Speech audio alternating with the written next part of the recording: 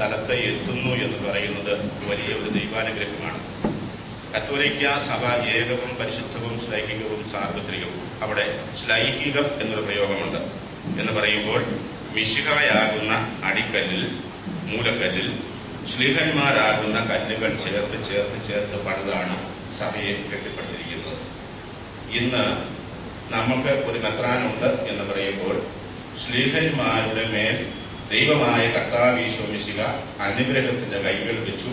ആ കൈകളുടെ പിന്തുടർച്ച തലമുറകളിലൂടെ മെത്രാന്മാരിലൂടെ കിട്ടിയിട്ടുള്ള ആളാണ് മെത്രാൻ. അതുകൊണ്ടാണ് മെത്രാന്റെ ആശീർവാദത്തിന് ശ്ലൈഹിക ആശീർവാദം, അപ്പസ്തോലിക ആശീർവാദം എന്നൊക്കെ പറയുന്നത്. വീണ്ടും നമ്മുടെ വിശ്വാസപക്ഷത്തെ സംബന്ധിച്ചിടത്തോളം പരിശുദ്ധ പിതാവ് ബെനഡിക്ട് മാർപ്പാപ്പായി പ്രഖ്യാപിക്കുമ്പോൾ ഇതിനോടനുബന്ധിച്ച് ഏറെ ദണ്ഡവിമോചനങ്ങൾ കൂടി നൽകിയിട്ടുണ്ട്. എന്ന് പറഞ്ഞാൽ പാപത്തിന്റെ കാലികമായ ശിക്ഷകളിൽ നിന്ന് സ്വർഗീയ നമ്മുടെ ശുദ്ധികരാത്മാക്കൾക്ക് മോചനം കൊടുക്കാനുള്ള സാധ്യത നമുക്കുണ്ട്.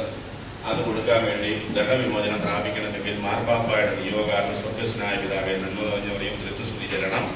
ഇതുപോലെ നടക്കുന്ന ശുശ്രൂഷകളിൽ വചനം കേൾക്കുക, വിശുദ്ധ കുർബാനയിൽ പങ്കെടുക്കുക, വിശ്വാസ പ്രമാണം ഏറ്റുചൊല്ലുക. ഇതൊക്കെ ചെയ്തു കഴിഞ്ഞാൽ ദണ്ഡവിമോചനത്തിന്റെ സാധ്യതയുമുണ്ട്. അപ്പോൾ പിതാവിന്റെ ഈ ആശീർവാദത്തിൽ സഭയുടെ പൗരാണികമായ ഒരു പാരമ്പര്യത്തിൽ നമ്മൾ പങ്കുപറ്റുകയാണ്. സഭയുടെ അക്ഷയമായ നിക്ഷേപത്തിന്റെ ഭണ്ഡാകാരത്തിൽ നിന്ന് നമുക്ക് നൽകുന്ന പാപമോചനത്തിന്റെ സാധ്യതകളിലുണ്ട്. ഇതൊക്കെ തിരിച്ചറിഞ്ഞുകൊണ്ട് നമുക്ക് പിതാവിന്റെ ആശീർവാദം സ്വീകരിക്കാം. പിതാവ് സംസാരിച്ച് ഒച്ചയില്ലാതായാണ് വന്നിരിക്കുന്നതെന്നാണ് വിചാരിച്ച് തന്നെ വന്ന് പറഞ്ഞത്. എങ്കിലും നിങ്ങളോട് എന്തെങ്കിലും ഒന്നും മിണ്ടാതിരിക്കുക എന്നാണ് ഞാൻ കരുതുന്നത്.